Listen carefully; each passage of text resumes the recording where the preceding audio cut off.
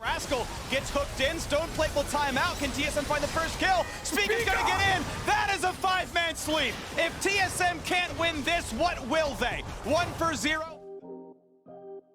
Hi everybody, I hope you're doing well. This fight was pretty interesting, so let's look at what happened. First, let's go over some of the major points. This is a very common posture in our mid lane, with one team in the river threatening the Baron and the other pushing through mid. PDD on Orianna steps a little too far forward and TSM make a pretty quick call to jump on him. Now I assume TSM wanted to get this kill quickly before GENg can save him. 3 of them flash and dash forward, funneling into a grave smokescreen. Doublelift's ultimate completely whiffs, and in all honesty it looks like he panic used it. Keep in mind the slow motion does make it worse than it is, and once you see the fight full speed you can appreciate how fast things really happen. But it was still a big miss, and I don't see any reason to use it at that moment. With Tom saving Orianna, a few other ultimates also miss. Both Senna and Ornn miss theirs, and Volibear has to use his to get out.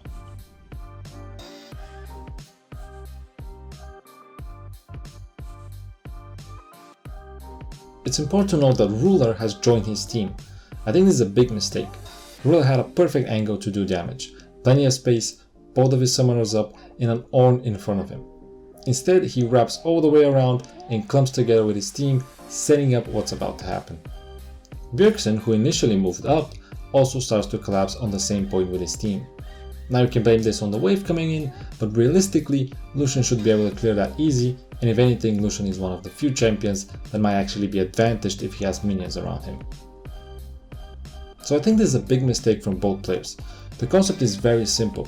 Controlling the boundaries of the fight is really advantageous. It gives you an extra angle on your opponent and allows you to control their movement.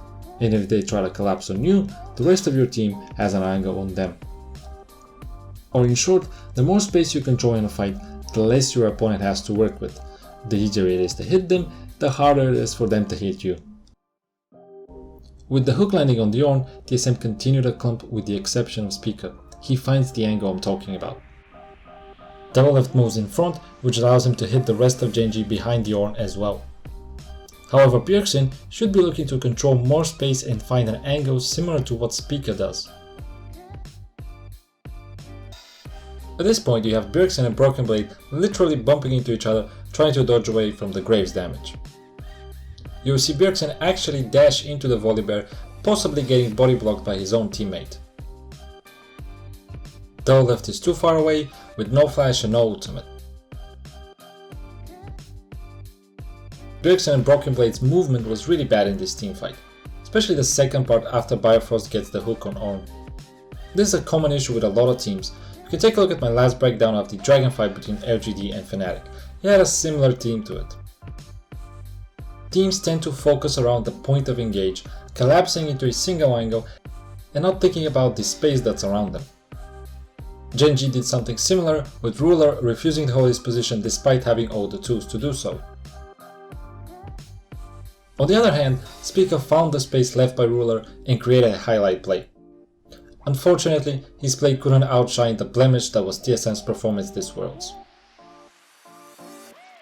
Life for a moment as sort of the ulti channel there. Flash engage for Broken Blade, they want in. Life's gonna save one. Will it be enough though? Ornn comes out, will not find the knockup. An ulti backwards now for Broken Blade. 5-on-5 still happening. Rascal gets hooked in. Stoneplate will time out. Can TSM find the first kill? Speaker's gonna get in. That is a 5-man sweep. If TSM can't win this, what will they? 1-0.